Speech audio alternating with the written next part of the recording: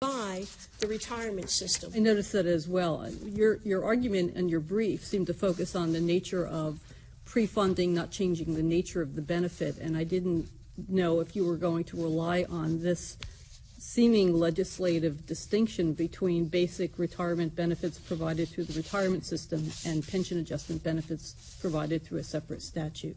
Yes, Your Honor. You are relying on that. Yes, and the third reason why plaintiff's argument doesn't prevail is because, as you mentioned, only 5 of the retirement systems contain this language. The Prison Officers Pension Fund and the Consolidated Police and Fire Pension Fund do not.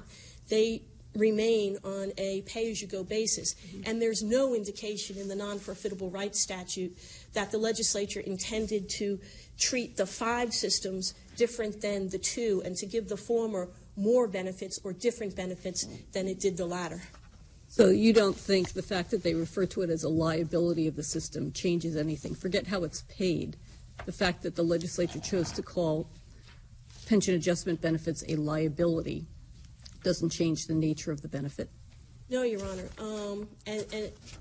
That's for actuarial purposes in terms of how the annual required contribution is going to be calculated, and that it doesn't transform the nature of a benefit into a contractual right is evidenced by 2 things. One is that the state health benefits program, there was originally this identical language for that, and then in 2007 the state switched that out and went to pay-as-you-go.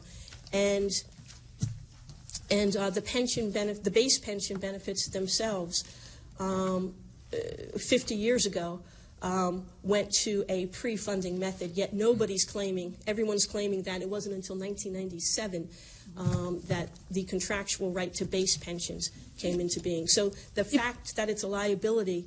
Ms. Riley, if we were to agree with your adversaries that the COLA was part of the basic pension benefit and that it could not be eliminated once the non-forfeitable right came into being, would that argument taken to its logical conclusion mean that even before the non-forfeitable statute was passed, the COLAs could not be altered by the legislature?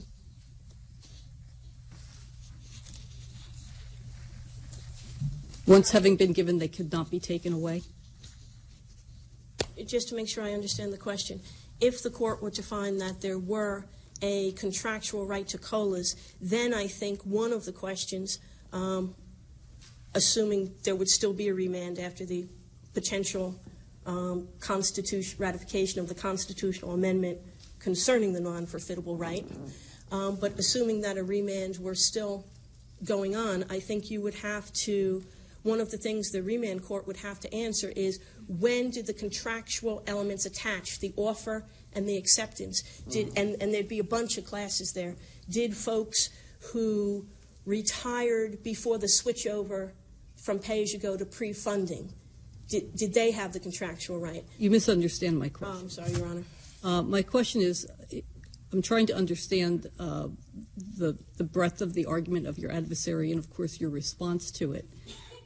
If they're right that once a COLA statute has been passed, it becomes part of the retirement benefit, and therefore employees who take life action in reliance on that are entitled to rely on it into the future, does that make the passage of the COLA statute that we're looking at now, the current PAA, something that could not have been amended by the legislature regardless of whether there had been a non-forfeitable right statute enacted? Yes, Your Honor. I think the logical conclusion of their argument seems to be once a COLA, always a COLA. And that argument doesn't account. And if that's true, why did you need the non-forfeitable right to begin with? And I think that argument does not address the fact that the COLAs have been amended at least 14 times since they were initially established. Accepting that premise, there's nothing that would stop the legislature from amending prospectively for new employees, no? Correct, Your Honor. And I think they did that in 2010, Chapter 2, when they amended the non-forfeitable rights statute to say that for new employees going forward, there is no non-forfeitable right. So what do you say to the thousands of employees who say that they relied on this statute to retire early, believing that they would receive COLA benefits based upon the broad language? Benefits are COLAs. Even as we're talking, I'm listening to the discussion over here. No one seems to be saying that a COLA is not a benefit. So what do you say to those people who said we looked at the statute, we read the statute, we relied on the statute, we were retired based on the statute? Your Honor, I'd say two things. One, I'd say that there's no misrepresentation of material fact because there is no unequivocal promise here. And two, I'd say that any reliance is not reasonable because this Court has long said that legislative directives are not representations upon which folks can rely.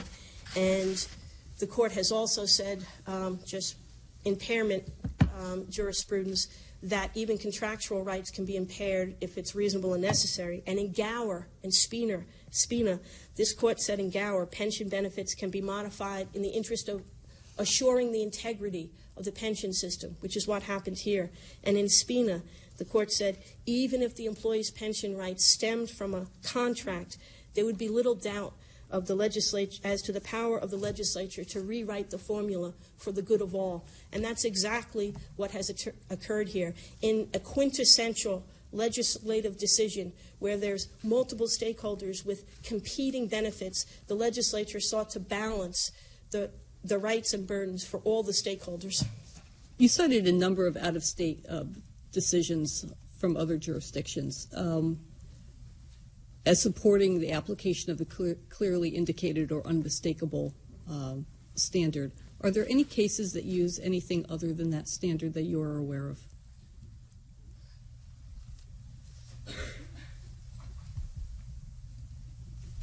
Your Honor, and I'm not sure if it's a different standard or not, but I think there's a case called Morrow out of Oregon, which interprets its contract clause on the basis of the contract clause as it existed in the U.S. Constitution in 1857.